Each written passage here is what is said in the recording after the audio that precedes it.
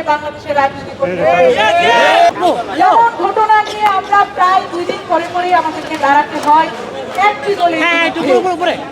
সেই দলটি বারবার নারীদেরকে হেনস্থা করে যাচ্ছে। সেই 71 থেকে মা বোনদেরকে ধর্ষণ করার মাধ্যমে সেই দলটি নারীদের প্রতি অবমাননা শুরু করেছে। সেটি এই 2026 সালে এসেও একই অবস্থানে আছে। সংগ্রামী বন্ধুগণ, এর আগে নারীকে লাথি মারার ফলে যে জেল হয়েছিল এক নেতা, তাকে ফুল দিয়ে বরণ করতে দেখেছি আমরা সেই সুনির্দিষ্ট রাজাকারের দলকে।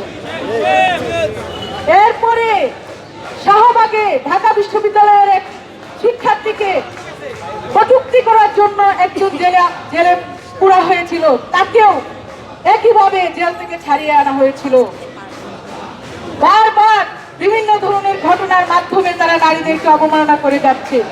সোশ্যাল মিডিয়ায় আপনারা ঢুকতে পারবেন না, প্রতিদিন আমাদের নারী নেত্রীরা বিভিন্ন শ্রেণী পেশার নারীদেরকে নিয়ে তারা যে মন্তব্য করে যাচ্ছে সেগুলি আসলে। বসুন্ধরা ডায়াপেন্ট এখন আরো উন্নত। এই hot air through top sheet দ্রুত শোষণ করে সোনামণিকে দেয় কোমল অনুভূতি। পক্ষে দেখা এবং শোনা কোথায় সম্ভব হয়ে ওঠে না। আমরা এতদিন ভাবতাম হয়তো এগুলা বদ বাহিনী করছে, হয়তো সত্যিকারের যারা রাজনীতি করে তাদের সেটার পিছনে হয়তো অবদান খুবই কম থাকে। কিন্তু আপনারা দেখছেন আমরা আবারও ভুল প্রমাণিত হয়েছি।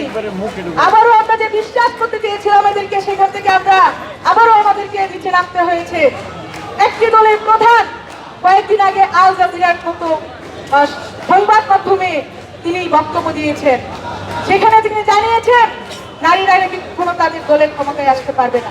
নারীর ক্ষমতায়নকে তিনি অবমাননা করেছেন এবং পরবর্তীতে গতকালকে আমরা দেখেছি যে তার সেই আচরণের সর্বনিম্ন বহিঃপ্রকাশ ঘটেছে।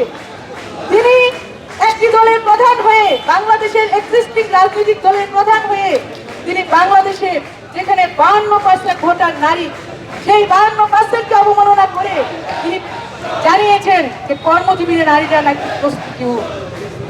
আপনারা ভাবতে পারেন যে একটি দলের প্রধান এইটি বলার পরেও এখনো তারা দাবি করছে বাংলাদেশের মতো জায়গায় তারা রাজনীতি করার অধিকার রাখে।